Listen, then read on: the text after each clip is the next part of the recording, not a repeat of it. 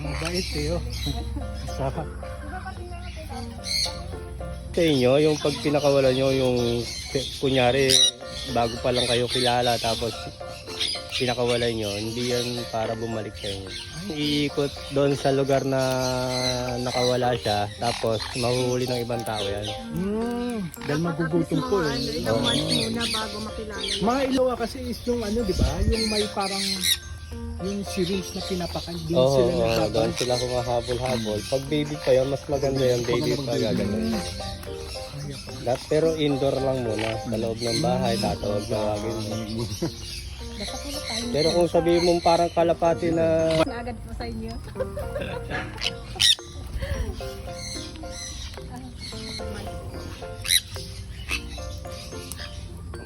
Yung baby, mga ilang months po yun. Yung mga maganda. Kasi diba parang yung Dito lang po sila, no? Ayun, dito lang. minsan nalabo yan, yung sa pero puno lang dyan, no, magtatag. Hindi po yung Romoronda na ano. Naroon na rin, pero malapit lang dito.